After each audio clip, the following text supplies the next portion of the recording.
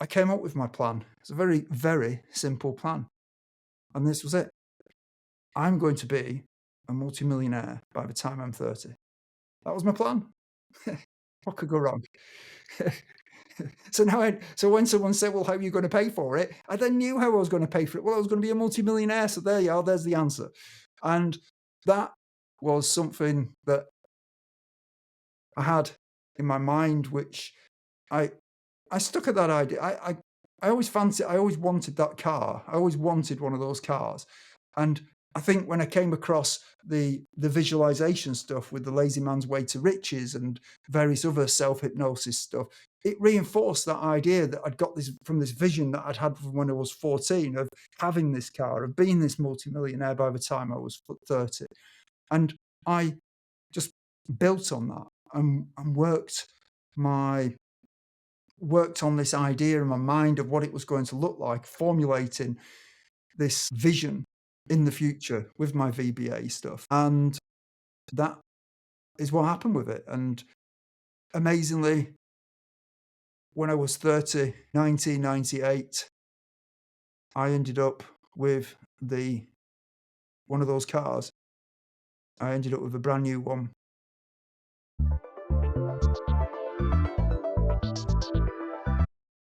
Hello, everyone, and welcome to the Playbook for Leaders and Entrepreneurs. Today, I have a very interesting guest who's a seasoned entrepreneur, a prolific public speaker, and someone I really enjoy talking to. So it's an honor to welcome Neil Ball. Neil, thank you so much for joining us today and sharing your incredible playbook for success with us. Thank you very much for inviting me on your podcast as one of your first guests. I am honored. Thank you, Neil. Neil, please could you share more insights into your professional background and personal life so our listeners can get to know you a little bit more? Thank you very much, Sid. Really honored to be on your show and to be a guest and one of your first guests. Thank you very much for inviting me. I'm married. I've got 4 adult kids who've all grown and flown, and I have been an entrepreneur for the majority of my working life. I've never really had a job in many ways, although I did work in a nightclub for about 4.5 years. It was fun.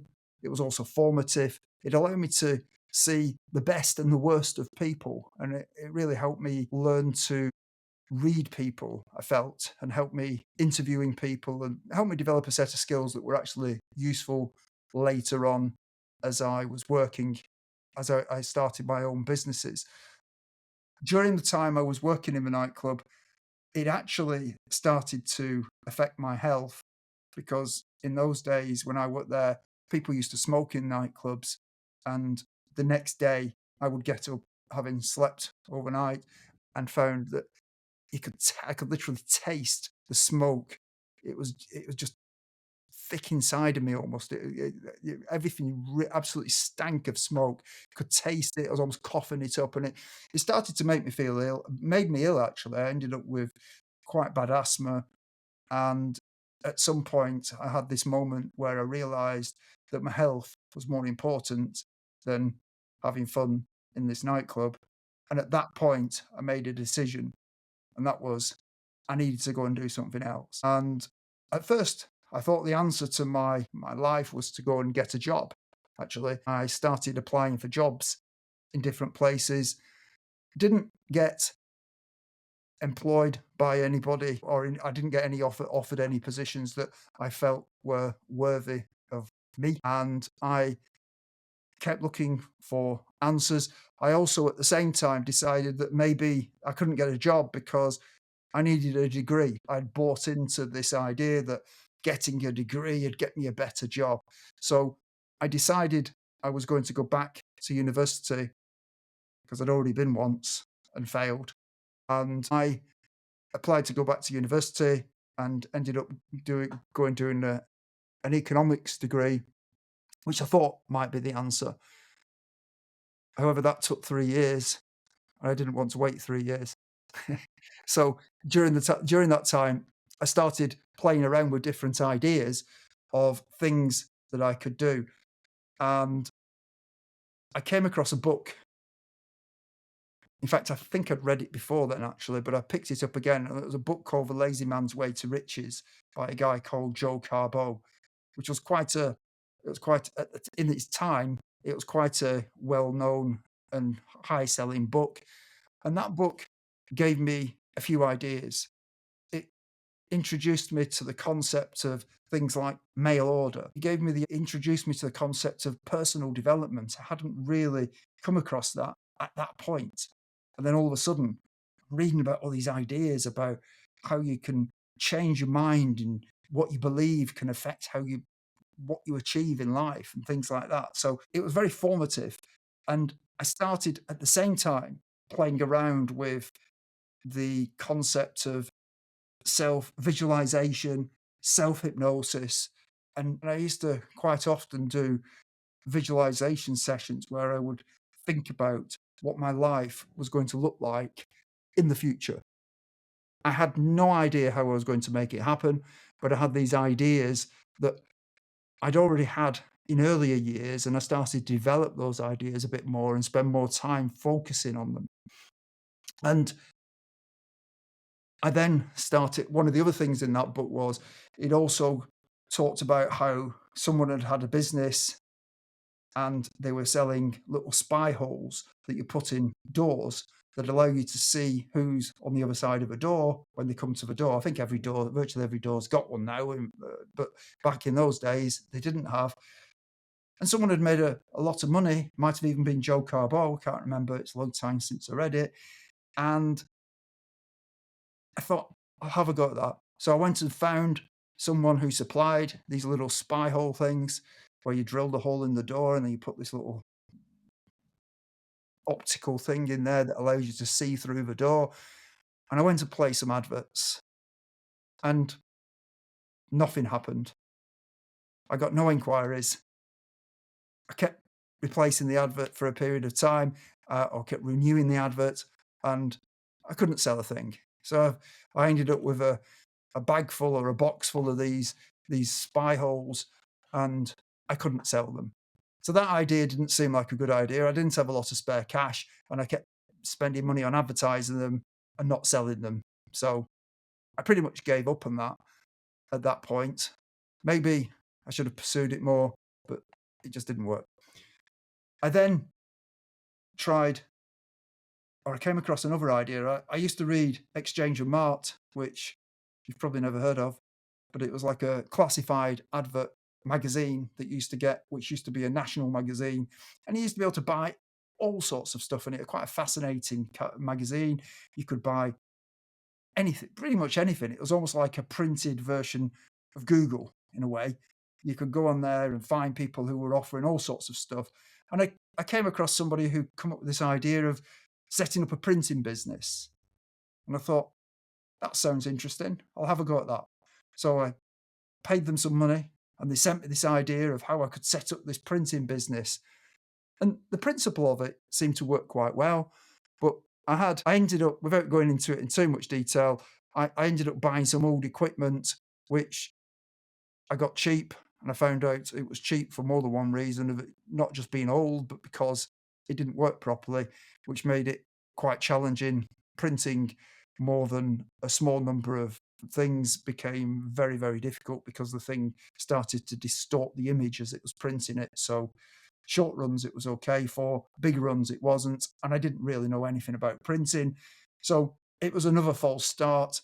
I did actually get a couple of inquiries on that because I created some leaflets that I sent out to lots of businesses. And I actually got some inquiries from some businesses who were actually interested in using the services. I even got a couple of jobs of actually providing some printed materials, but that didn't go too well because I discovered the weakness of the printer in doing those jobs. So I sort of gave up on that idea, I guess. This is not good, is it? I'm telling you about quitting. I've quit on two things already. I then started another business, and I think I had a girlfriend at the time who came across somebody who was selling water filters of all things. And we went along to this presentation about selling these water filters, and it was a very slick presentation. It was a company called NSA, who used to create these water filters that you could attach to your kitchen sink, either on top of the counter or underneath the counter. And they were sold, in essence, by lending them to people for a week, letting them try it. And the idea was that they'd never want to part with it. Sounded such a great idea. Water, what a great product. It's not like a spy whole thing. Everybody needs water. I thought, how can you fail at this? I thought, what a fantastic thing. So I put quite a bit of time into that. And yet again, I didn't make it work. I don't. It's quite interesting as I think back on it as to why it didn't work, but it didn't work for me at the time. I wanted to sell the things. There was another part to the business where you sell, you buy, you get other people to sign up to this company, and you make money out of them buying the product and them selling the product. For some reason, I didn't quite get the connection of why that was the better way to go with this thing, rather than complete just selling the stuff yourself. And eventually, I'm afraid I quit again on that one. It didn't work. It didn't work for me. Now, I do know, in fact, I read a book by a guy called Darren Hardy called The Compound Effect, which is a great book. And he also used to sell the same filters that I did, these NSA filters, and he sold loads of them and made loads of money out of them at the time. So it definitely was a good business. Potentially, it had good potential if you're into MLM kind of network marketing kind of businesses. But I didn't have the skills or the passion for it, I guess, I didn't really put enough effort into it in the way that maybe I needed to. It just wasn't right for me. I then went on, started looking for other ideas, and Christmas was coming, and I thought back to when I was a kid, and I had a snooker table when I was a kid. And at some point, I decided I didn't want a snooker table, so I decided to advertise it. And when I advertised it, lots of people wanted this snooker table. So I found a way of acquiring mail order returned snooker tables which were damaged or they had bits missing from them. And I ordered a truck full of these things. Well, I say a truck full, there was about 20 of them, and they were all delivered to my upstairs flat above a hairdresser's. And I had to carry all these things up the stairs into this flat, which didn't leave me with much room by the time I'd got them in there. And then I had to go through each of them and make sure that they were complete and repair every one of them that was damaged. And inevitably, if they were needed repairing, it was usually the cloth that needed repairing. So I had to figure out how to do all of that. So I went through the batch of 20 of these things and repaired them, prepared them for Christmas, and sold all of them before the Christmas that year, which was quite good. So that was a more encouraging thing. And around about that time, I also, in fact, it might have been slightly before that, just thinking about it, I also started buying mail order returned pallets of product that were from catalogs that you used to have at the time. People used to get really thick catalogs that you could buy stuff mail order and pay for it weekly. I'm not sure if those magazines, catalogs even exist anymore, but they used to be really big, and they used to get lots of returns from things that were damaged, things that had been used and people had sent back. And for whatever reason, these products had ended up in these pallets in this warehouse in a place in Wales, which is still there, that still sells the product. So they must be still getting them from the catalogs, I'm guessing, in some way or other, surprisingly. Because, in fact, a similar thing you can do now, you can go to people like Amazon and buy pallets of their stuff in a similar way. And I took that product and found the good stuff in there, fixed what I could, bought all the spare pieces for stuff that wasn't working, and got it working, and sold some of it. And I did that a few times. And I also I remember I did the same thing with, I think Currys were doing the same thing, actually. I think Currys used to sell pallets of stuff. Their stuff was not in very good condition. When Currys gave up on a product, it really was a mess. And I bought some products from them, and it wasn't something I would do again. I didn't do it again because I ended up with a pile of junk, quite honestly. And that really started the beginning of what was ultimately my consumer electronics business. After Christmas, after selling all of those snooker tables, we then went with a van to a wholesaler down in Watford. It used to be called the Geneva Corporation. And we It was me and another guy. We went and acquired. We spent a couple of £1,000 on really cheap mail order returned cheap hi-fi. In fact, I don't even want to use the word hi-fi. It was that bad. It wasn't hi-fi. It was they were stereo systems. They were awful, but and none of them worked, or they were supposed to work, but they inevitably had simple problems with them, and we had to fix all these. We ended up with 50, 60, 100 of them. I don't know what we bought of them. They were quite cheap. We bought quite a number of them, but they were quite cheap, and we started to sell those mail order on the phone, advertising through Exchange and Mart, which is where that came useful. So we were advertising nationally right at that point. We also advertised in a local Manchester-based magazine paper, classified paper called Loot, which used to go out all over Greater Manchester. People used to ring us up and say they wanted to buy a cheap stereo system, a cheap sound system, and they'd either come to my flat and buy them, or we'd take them to them. We'd take 4 or 5 of them in the back of a car and let people choose whichever one they wanted, and then they'd pay us for them. And that was the beginning of what became a much bigger business. I could make a whole episode on this story, couldn't I? That was really good, Neil. And quite inspiring because as an entrepreneur, you're going to fail at the start, but you have to keep moving forward. So that's a great example of that trait that you have. You mentioned your life motto is visualize, believe, and achieve. Mhm. What inspired this philosophy and how has it influenced your career? Visualize, believe, achieve, VBA. That I think, in fact, before I came on this show, I thought I want to find the source of this because I thought I knew where I got it from, and I think I do, but I'm not sure if the person who said it actually said it or not. I was quite into bodybuilding in my late teens, and I was watching Mr. Olympia videos, and I think it was something like the 1981 or the 1982 Mr. Olympia, and there was somebody in there who came up with this idea of visualize, believe, achieve. And they were talking about the power of visualization, the power of believing in something and then going out and putting the effort in to achieve it. And that's where I got it from. It was quite a powerful thing. In fact, if you listen to someone like Arnold Schwarzenegger back in those days, he used to talk about the power of visualization. Another guy called Tom Platz used to talk about the power of visualization in those days. So everyone was into that kind of thing and reading philosophy and the power of self-belief. So it all really supported some of the stuff I was thinking about with the self-hypnosis and the stuff that I'd been doing in the background. And even when I started this business, or the business I talked about selling the hi-fi product, I never could have dreamt at that point or believed that, well, not believed, I didn't know that that ultimately would become as successful as it ultimately became.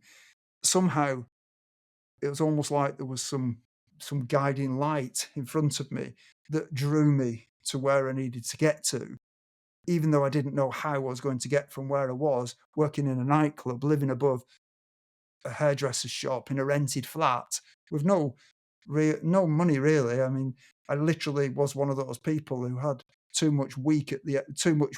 There was too much week at the end of my money because I used to get paid weekly. Somehow, I made it happen. It's easy afterwards to think, well, there must be a connection between that belief, that visualization, having a plan of what your life is going to look like in the future and actually making it happen by keep working at it and believing in yourself, which is what I really did. But at the same time, as I tell you about the journey, there were things that I did quit on. I did give up on. And actually, I've thought about that just from doing my podcasts and doing other stuff. To make something successful, it comes down to so many different things. And it's finding something that's suitable for you at that point in your life. And even though something might work for someone else, if they follow a certain plan, they aren't you. They don't have your experience. They don't have your skills. They don't have your maybe your level of determination. Maybe they've got more determination. Maybe they'll put more effort in, or maybe there's just something that they're starting from a different position. And therefore, what works for one person just might not be suitable for someone else. And I find that quite fascinating, really. Why is it that someone like Darren Hardy could make NSA work and I couldn't? Clearly, he figured something out that I hadn't at that time. And yeah, just reflecting back on that, it's quite interesting. You decided at 14 you wanted to be a millionaire by 30. What inspired this ambition at such a young age? Car. I used to watch Top Gear back in this was in 80s, 1980s, it would have been early 80s. And they were reviewing the Bentley Mulsanne Turbo, which was I think it was the first time they put a turbocharger, or first time in recent memory they put a turbocharger on one of the cars. And they were driving this car around a track, and the performance of it was just amazing for the size of the car. And I don't know why I was attracted to that, because most young guys in those days would have been attracted to some Ferrari or a Lamborghini or something. But for me, the Bentley just seemed to answer everything. It seemed to be this fairly fast car that had a decent level of handling and performance, but you've also got this just beautiful luxury inside of it. And I decided that I was going to have one of those cars by the time I was 30, which probably wasn't a great or massive ambition, actually, thinking about it, because I probably could have bought one of those in any case by the time I was 30. If I'd bought the Bentley Mulsanne Turbo, because I think I was about 16-year-old Bentley Mulsanne Turbo, probably wouldn't have been that expensive. But I wanted the new version of it, of course. But so that at first was my declaration to the world. I'm going to have a Bentley Mulsanne Turbo. I'm going to own one of those. And it was funny, really, because I can remember at the time being, I got ridiculed a little bit for it. It seemed unrealistic. I think one of the differences is, I think a lot of kids in those days might have, I think anybody could say, well, they wanted one of those things, but a lot of people would say they'd be quite happy just to have a ride in one. And I didn't want to have a ride in one. I wanted to own one. I wanted my own. And at some point, I don't know why, but I figured out I needed a bit of a better plan than just wanting one. How am I going to pay for it? And I came up with my plan. It's a very, very simple plan. And this was it. I'm going to be a multimillionaire by the time I'm 30. That was my plan. What could go wrong? So when someone said, well, how are you going to pay for it? I then knew how I was going to pay for it. Well, I was going to be a multimillionaire. So there you are. There's the answer. And that was something that I had in my mind, which I stuck at that idea. I always wanted that car. I always wanted one of those cars. And I think when I came across the visualization stuff with the Lazy Man's Way to Riches and various other self-hypnosis stuff, it reinforced that idea that I'd got this from this vision that I'd had from when I was 14 of having this car, of being this multimillionaire by the time I was 30. And I just built on that and worked on this idea in my mind of what it was going to look like, formulating this vision in the future with my VBA stuff. And that is what happened with it. And amazingly, when I was 30, 1998, I ended up with one of those cars. I ended up with a brand new one. So it must work. Amazing, amazing. So how do you visualize? So do you keep thinking about the car that you want to achieve, or how do you visualize if someone's new to this? Well, one of the other things I acquired when I was on that journey was I ended up with some visualization tapes, some self-hypnosis tapes. They call them different things these days, but they're effectively the same thing.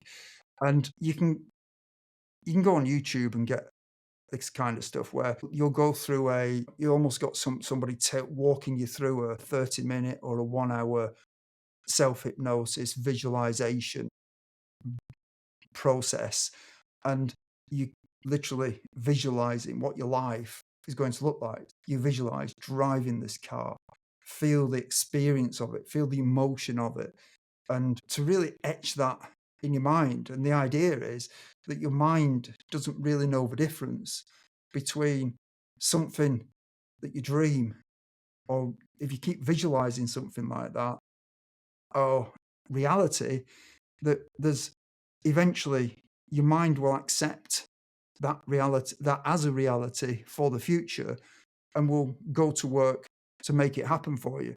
And I think the way I think about it is your mind, if you think about it, if you do something enough, your mind will eventually take over. So you might get up in the morning and go through a routine of doing different things. Maybe you go to the bathroom and you do something. And I found myself sometimes going to the bathroom at a different time in the day, and maybe I've not been thinking properly. And maybe I've started part of that routine that actually I didn't intend to start because I wasn't really thinking. My subconscious mind just sort of took over at that point. So maybe I went to go and get my toothbrush out of the cupboard or something, when actually I hadn't gone up there to do that, but I just wasn't thinking. And that was really my subconscious mind doing what it programmed it to do, because that's what I do every morning when I get out of bed. So therefore, it's kind of doing that. So if you can imagine, if you program your subconscious mind to start aiming for something in the future, and you keep doing it enough, eventually it'll start to take over. Or this is the idea, it'll start to take over and the decisions that you make. So you start making the right decisions to draw you to where you want to get to in the future. Maybe it works. I can't say conclusively it does, but but I have it seemed to work for me, so I believe it does. It 100% works because so many athletes use it as well and business owners. But I'm curious to know what's your take on this. When you were 14, you had this childlike enthusiasm that anything is possible, setting big goals. Mhm. But when we grow older, this childlike enthusiasm disappears. Why? What? I think a lot of people just watching people through the years, I think a lot of people have big expectations. Maybe they go to university and they think when they come out of university, they're going to get this amazing job that's going to pay them lots of money. And then they go and apply for that amazing job and find that they don't get that job, and they don't get a job that's quite as good as they thought they were going to get. And I think a lot of people start to settle for less. They start to accept that maybe they weren't destined for that job. Maybe it's not worth the effort. Maybe they just don't want it enough. I think there's got to be a I think there's got to be something. You've got to be obsessed. You've got to be driven. You've got to be obsessed with your drive to achieve whatever you want to achieve. And I don't think that's something that everybody has. I don't know whether I'm guessing it's something which is just within you, or it isn't. You can't. It has to come from within you. So for some people, maybe it's just not worth that effort of putting your total everything into whatever you're trying to achieve. And I think that maybe is one of the things that differentiates. One of the things I came across is this idea that when you first start out, when you've got nothing to lose, you play to win. There's nothing, if you lose, you're only going to end up back where you were. You're at the bottom, there's nowhere else to go. And I think one of the things that happens is as you start to become more successful, playing to win potentially comes at a price. Because if you play to win and you lose when you've got something, you're going to lose something. And the more something you get, the more money you get, the bigger house you get, whatever it is, the more you've got to lose. And that changes your thinking. I think eventually you start to play not to lose rather than play to win. And that means you take less risks, you're just more cautious in the things that you do. You maybe rule out things that you otherwise would have done, and therefore you don't achieve the same level of progress that you might have achieved in earlier years. For some people, they'll keep pushing forward and taking those risks. If you look at someone like Elon Musk, for example, he's a great example of somebody who he achieved fairly modestish levels of success in his early years, but he made a decent amount of money out of, I think he had a business before PayPal, and then he ended up with PayPal, some interest in PayPal in the early days, and he took that money and he risked it all on this car company and on SpaceX. I don't know his whole history, but he was prepared to risk it all even later on, whereas a lot of people might have just taken that money and thought, I'm not going to risk all of that. So he was prepared to keep playing to win. And that's probably why he's as successful, or one of the reasons why he's as successful as he is. Whereas for other people, they may have just thought, well, I can take it easy now. I can retire maybe, or go and do something else and take less risk. So I think that desire is something that so many people don't understand it. If you come across somebody who's got it within them, then they will understand you and you'll understand them. But for somebody who hasn't, they think you're somehow different, obsessed, and they may cast aspersions upon your thinking or your way of doing whatever you do in life. And you've got to be thick enough skinned to be prepared to take people maybe criticizing you or ridiculing you or mocking your decisions or telling you that you've got your priorities wrong in life or whatever it is. I have, I suppose, to some extent, been through some of that, and I still do. I still have that. I still have that desire to create something even greater, become more successful. I think the journey is not a straight line, and I found that I've had I had some period where I was very successful in what I did, but I've also had some more challenging times where I thought I was better than I was, and I've had to rethink and work on different ideas to take me to where what will hopefully be the next stage of my journey of my desire to just have more. I think wanting more. Someone said, as an entrepreneur, you have to be satisfied with never being satisfied. And that is, I think that's very true. I think if you're not satisfied with never being satisfied, then you'll give up at some point because you'll become satisfied, if that makes sense, because you'll lower your bar. Now let's talk about your entrepreneurial journey. You have your own podcast, The Entrepreneur Way, one of my favorite podcasts, I have to say.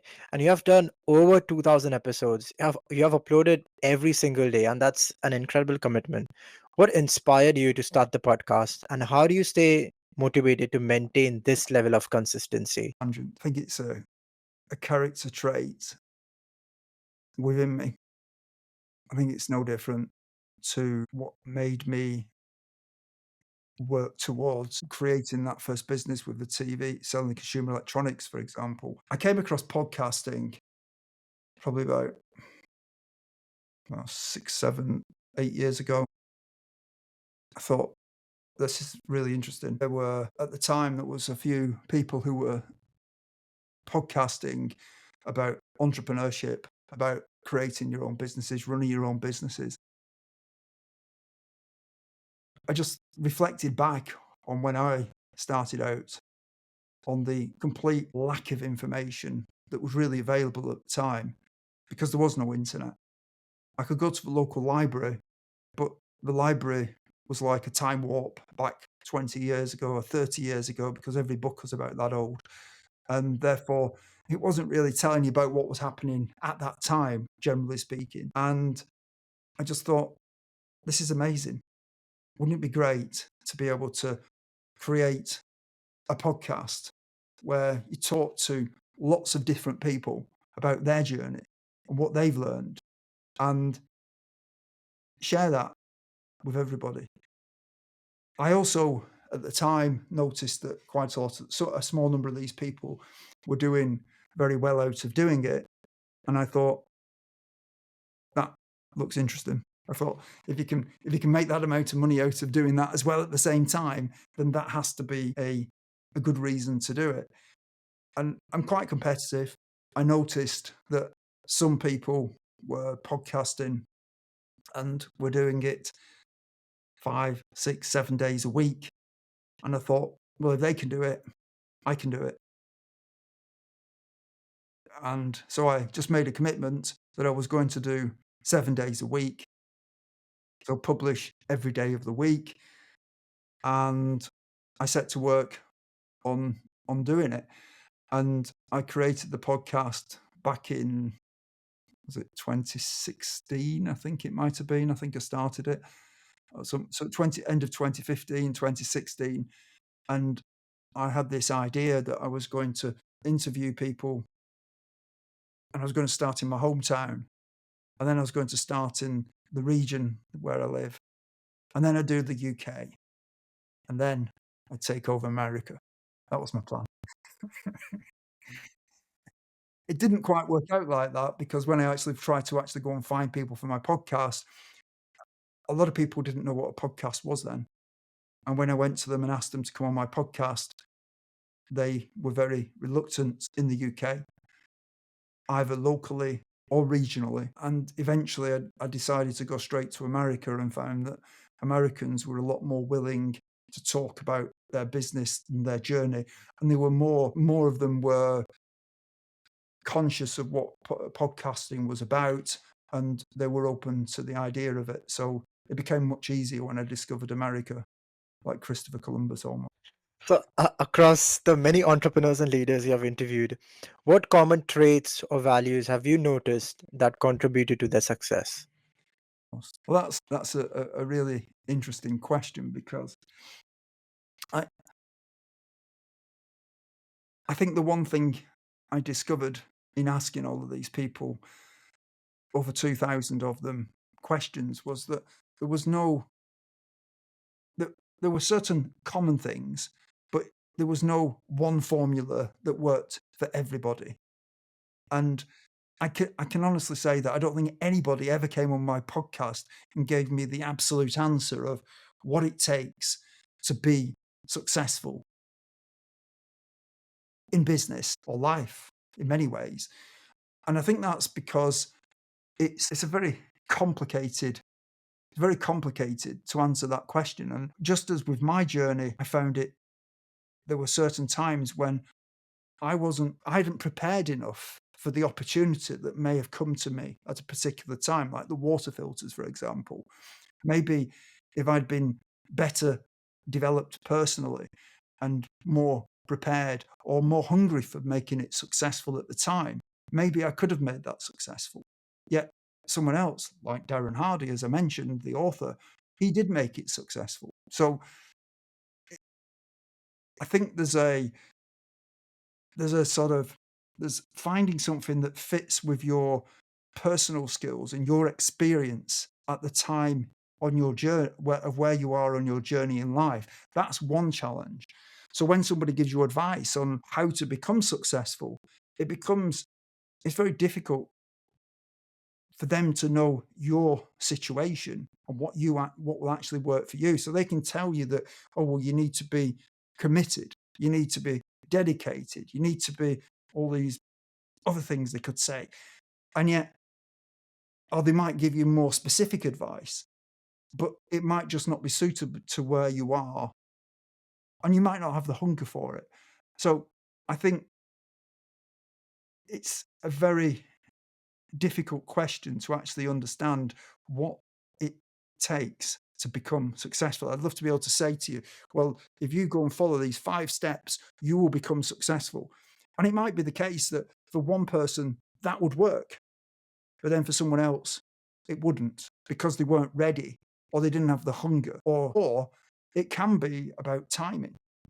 If you think about something like YouTube, for example, YouTube was launched there were different video platforms that were launched before YouTube that could have become as successful as YouTube, but didn't.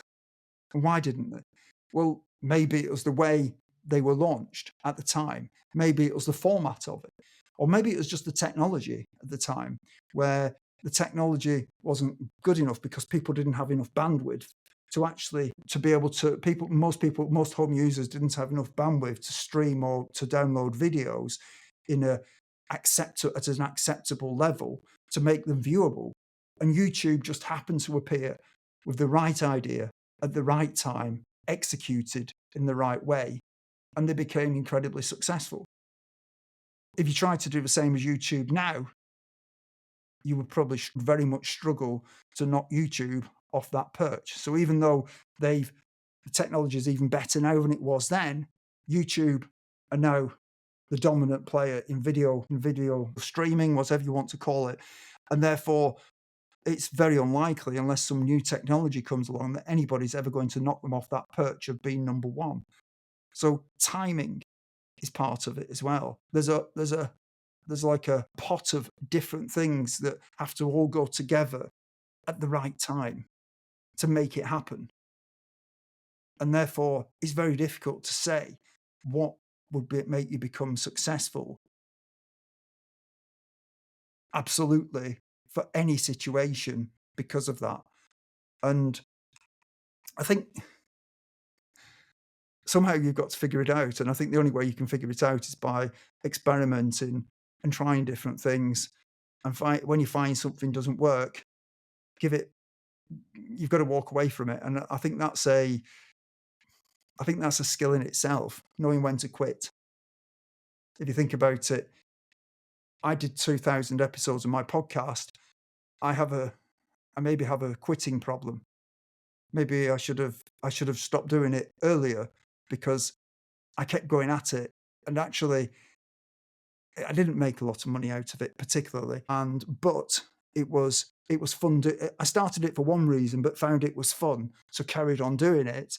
And at some point, I had my eye on 1,000 episodes.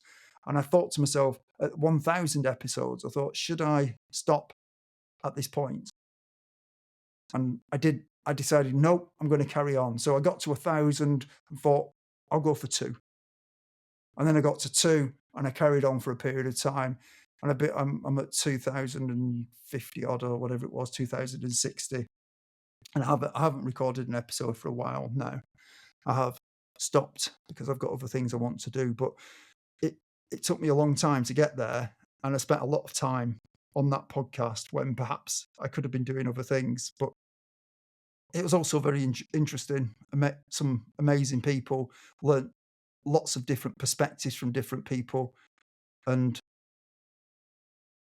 is something that I think has certainly had a value for me. And I think podcasts, listening to other people and their experiences, certainly is. I think it's motivating. I think it's something where you can take parts of what they say and go and apply them in your life and mix them with other ideas that you've got so that you create your own unique formula of how you're going to achieve what you're going to achieve. I wish I knew the answer to that. Ask you a follow-up question. You mentioned about quitting. So if it's an entrepreneur, how do we know when to quit and when to persevere?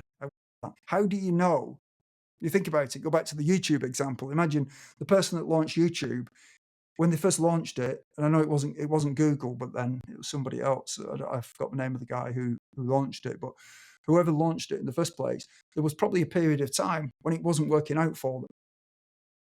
And they could have maybe at that point thought about quitting. And if they had, someone else would be providing the video streaming capability that YouTube is. But they didn't. They carried on. And yet there are probably numerous other examples of people who kept going for far too long and never achieved anything or never achieved what they set out to achieve, but just couldn't stop going at it. You see it if you watch something like Dragon's Den in the UK, you'll watch, if you watch something like that, you'll sometimes see people coming on and they've got a business idea and it's not made any money. and they keep throwing more and more and more money at it, and it's not making any money. And at some point, sometimes the dragons will turn around to them and say, "Why are you doing this? It's not working. You need to stop this. Go and do something else. You're wasting your money."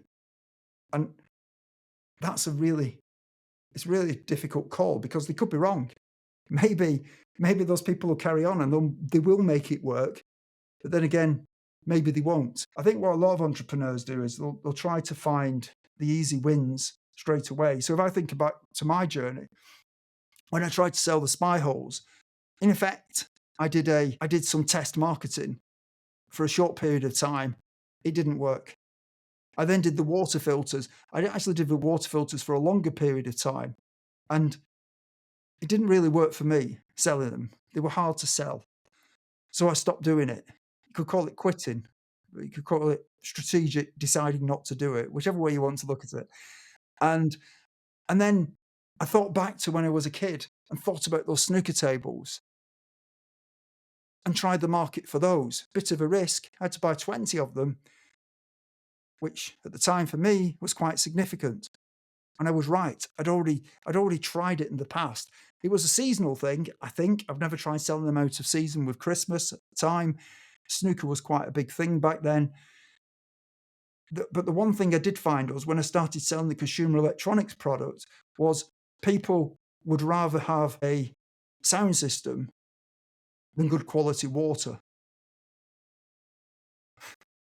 So sell what people want to sell. So I tried that as what people would call as a side hustle now. I was working a job, I was at university, and at the same time I was doing that part-time at night and at the weekends. And I think being able to see early on successes in selling the product, in people actually giving you money for it, I think is probably the one thing that gives you a very strong indication that you've got something that will work as long as you're making enough money out of the stuff. If you get your pricing wrong and you're selling something and not making enough money out of it, then you can still fail, obviously, because you're never going to make any money out of it. I think that was probably the most important thing in many ways, seeing the success early enough and not trying to make something work because you have invested so much in it that you just don't want to quit. What are some of the most impactful lessons you have learned from your guest, and how have these lessons influenced your own life? I interviewed somebody from, I think he was from Pakistan, who came on my podcast, who had become quite successful.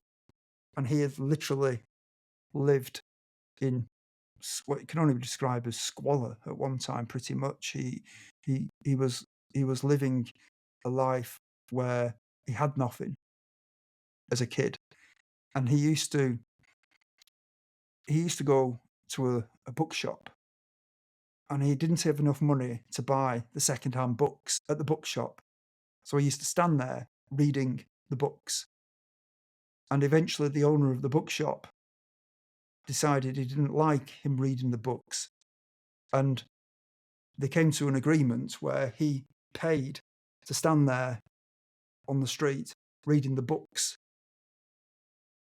And one of the things he said to me was that you've got to learn in life to be shameless. And I think that is really true. You've got to be able to be prepared to not concern yourself about what other people think of whatever it is you're doing or your beliefs. And even if you're in a room full of people who don't agree with you, you should stand by what you believe if you believe it to be true. And I think that ability is really important as an entrepreneur because you are going to find people who try to resist what you're doing. They maybe say to you, well, what if it doesn't work? What if you lose your money? What if this? What if that? What if the other? And you've got to be prepared to push through that and keep going. And also be prepared for when you do fail. Because when you do fail, there'll always be those people there that maybe say to you, well, I knew that wouldn't work. even though they'd never done it themselves, they knew it wouldn't work. Of course, they're all very quiet when you find something that does work. They then don't say, well, I knew that would work. Well, maybe they do actually, but they're probably the people that have criticized you, so they don't. But I I think being shameless is certainly something that is an essential trait. I think not accepting the status quo, questioning everything and thinking, and I think that's something that becomes programmed into you eventually, because as an entrepreneur, what you're really doing is you're looking at somebody who's a business owner, you're always looking for ways to improve what you do. Well, to improve what you do, you've got to question what you do. You've got to question everything you do and say, is there a better way? Am I missing something? Can someone else see a better way than the way I'm doing it right now? And eventually you start going to other businesses and seeing opportunity in their businesses. So you'll start seeing the way the staff interact with people and think they could do that better. Or maybe there's something missing off the menu. Or maybe there's something about the service that they provide that's not as good as it could be. Or maybe you inquired with that business about something and they never call you back. There's all of these different things where they could be better. So not accepting the status quo, not accepting the way things are, allows you to see opportunities and possibilities that maybe other people either choose not to see and ignore, or they don't see at all. They just don't think about. So those are the potential areas where you can perhaps improve that business. I think the other thing that I learned was the power of communication. Just the ability to be able to come on a podcast and be able to speak and be able to talk to people and share what you've learned.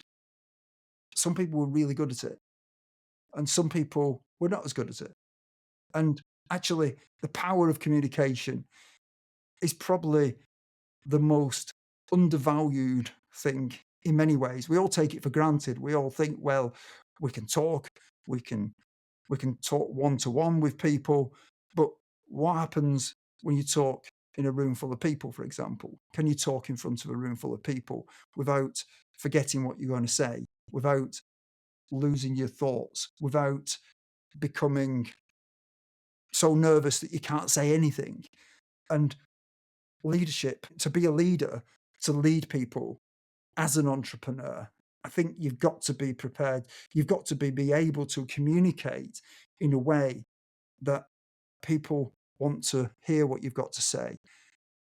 And you've got to be able to say what you want to say to want them, so that they want to get on board with whatever it is you're trying to do and they get behind you in what you're trying to achieve.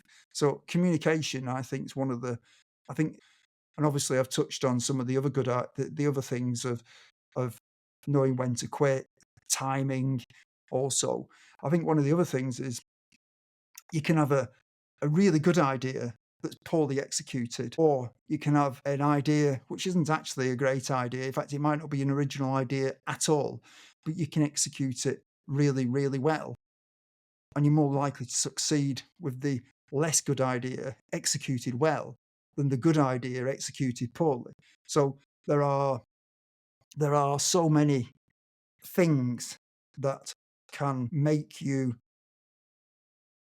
more successful. And I think those things are just some of the things that I've come across when I've talked to people on my podcast. In fact, one of the other things I've noticed on it was that I came across an amazing number of people who did things like triathlons, or I think I talked to a couple of people who summited Mount Everest, for example. And I'd never come across people like that before. So these people have transferable skills that show up in other areas of their life. And that reminds me of a quote where somebody once said that how you do anything is how you do everything. So if you're a quitter in one part of your life, that's probably showing up in other parts of your life. So somebody who's got that determination and has got goals that they want to achieve is not just doing it in their business, but they're also doing it and doing triathlons or doing marathons or climbing Mount Everest or whatever it is. And I think that those are some of the things that I've learnt from my podcast and talking to lots of different people. So, as you mentioned, you tried multiple ventures when you were young. What lessons did you take away from those experiences, even when they didn't succeed? Steve Jobs talked about joining the dots, and you can only ever join the dots backwards, apparently. So what that means is that no matter what you do, ultimately it will impact you going forward in the future in ways that you could never anticipate at the beginning. So with someone like Steve Jobs, he went and he dropped out of university, I think, after a period of time, but he kept showing up at the campus. And he found calligraphy interesting. And he went and did a calligraphy course. And at the time, you might be thinking, well, what on earth has that got to do with Steve Jobs, who ultimately went working for Atari and eventually set up this computer company called Apple, as most of us have heard. Eventually, he decided, in a time when computers used to have fixed columns of characters down a screen that all used to align up in a grid effectively. So you'd have like an 80 column screen. He decided that he was going to change that. He was going to have it so you could change the font, you could change the width and the height, and change the whole of the character like you do with calligraphy.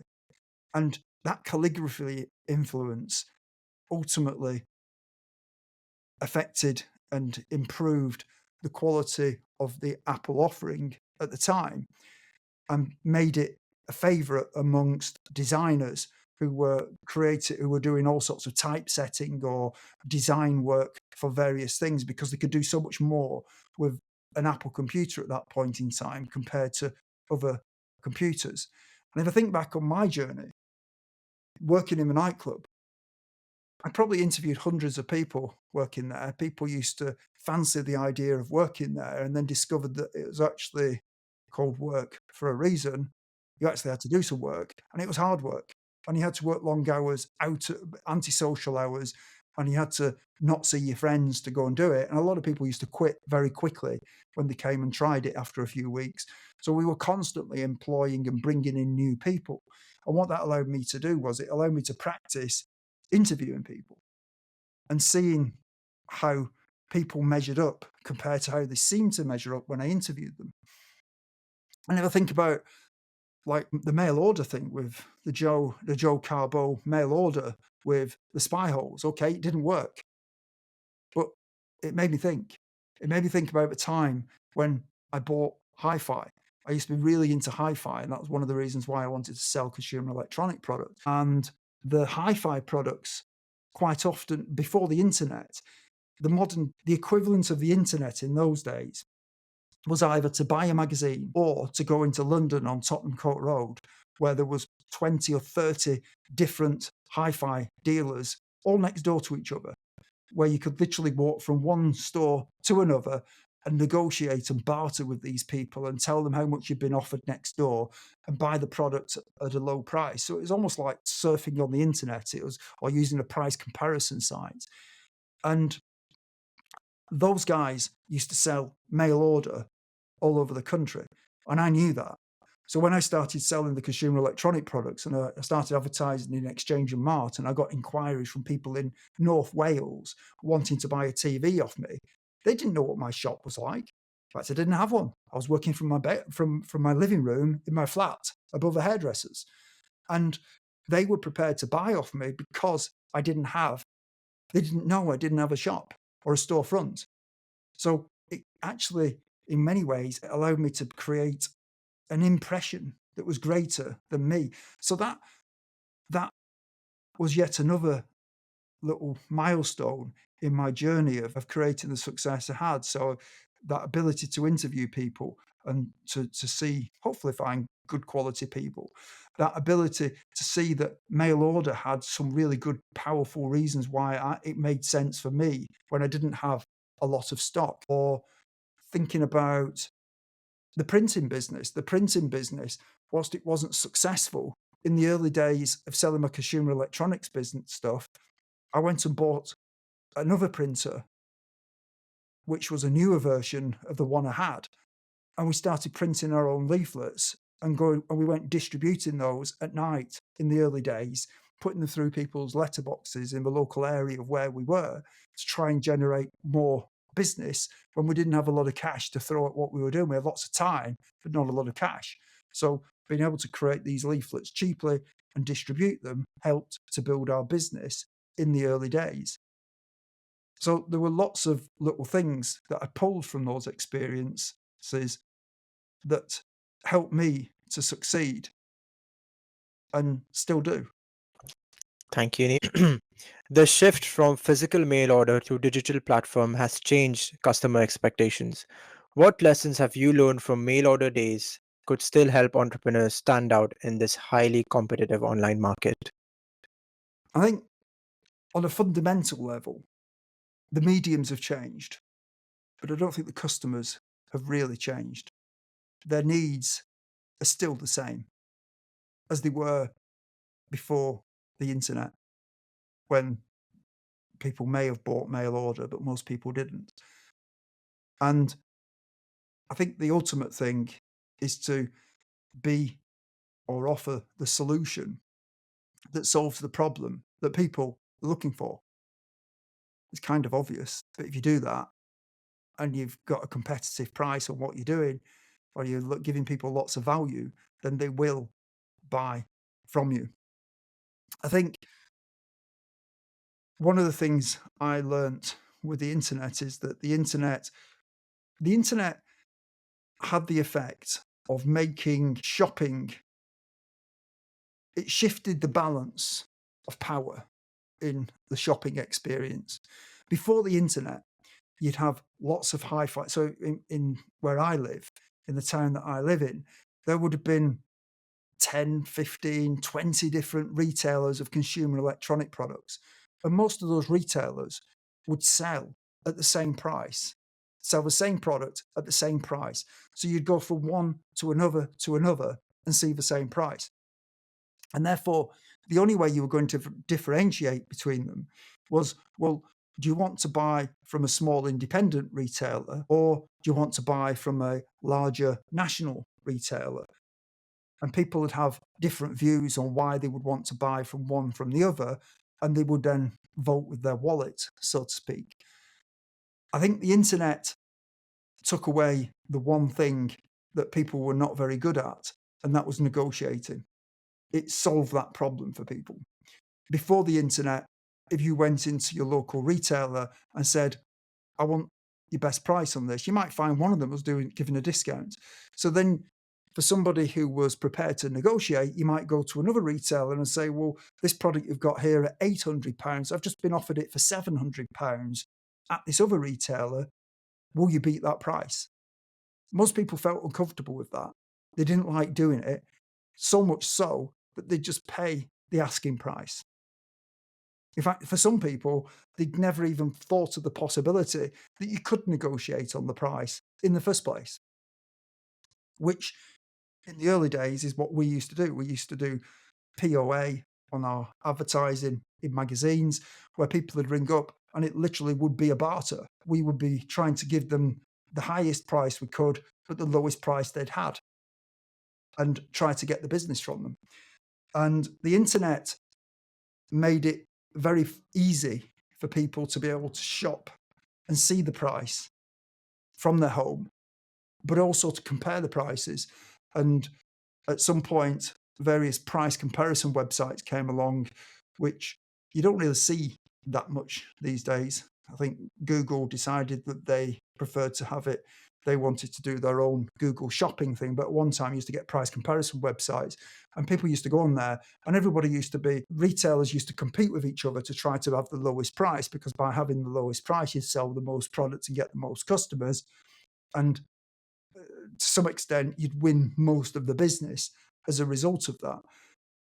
Unfortunately, the internet, good for the consumer in many ways, although it could be argued maybe it's not that good for the consumer, because what's actually happened is it's killed all of those retailers. And where at one time there was 15 or 20 retailers maybe in the local area where I am, there's now one, maybe two. That's it. No choice. So that means you can't see the product anymore. You can't go and see a specialist anymore locally. There aren't any. So the internet's actually taken away quality, and it's taken away choice, but it's given people the advantage, I suppose, of being able to buy cheap from the cheapest retailer, theoretically. And I do say theoretically because, for example, with consumer electronics, unfortunately, some of the manufacturers of consumer electronic products will manipulate how retailers sell their products.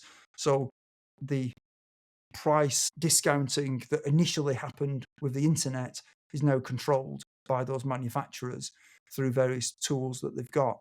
So if you're going to sell on the internet, if you're going to sell something, I think you've got to try and find some way of adding value to what you do.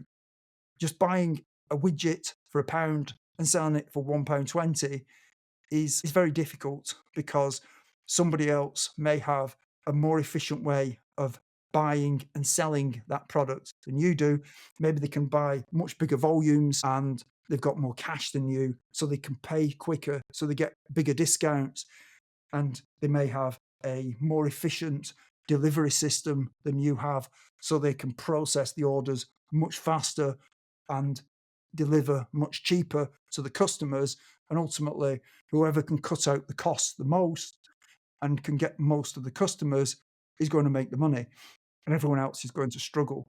So therefore, being a box shifter, I think, is a really hard place to be.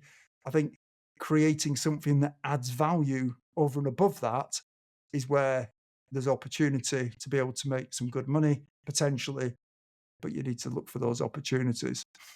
Last question before we wrap up. What's your favorite quote, Neil?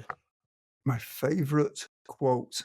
Well, it depends what day you ask me on. I actually don't like having favorites of anything, actually, thinking about it, because a favorite means I have to think a lot to be able to figure out what that favorite is. And at some point I've then got to question whether that was my favorite or whether something else that comes along is actually my new favorite. So I tend not to put too much thought into favorite anythings, generally speaking. However, for today, for today's thought, I thought of a nice little phrase which I thought was nice: fortitude, foresight, and follow through. Fortitude is having that ability to drive through no matter what, to keep going when it's tough, when you keep failing, keep getting up and keep going and driving forward. Foresight is really about having that vision of your future, the visualization, the self-belief of what you're trying to achieve, no matter what. And follow through is obviously is delivering whatever it takes to make that happen. So fortitude, foresight, and follow through. Amazing. Thank you so much, Neil. It's been an absolute pleasure. For all our listeners, I will link Neil's podcast and all his social media handles in the show notes so you can follow him. And make sure you follow the show and leave us a review, because that will help me get more interesting guests like Neil on the podcast. And if you're listening to this on YouTube, make sure you comment what's your key takeaway from this episode. Thank you so much for listening, everyone. Thank you. Okay, Sid, thank you.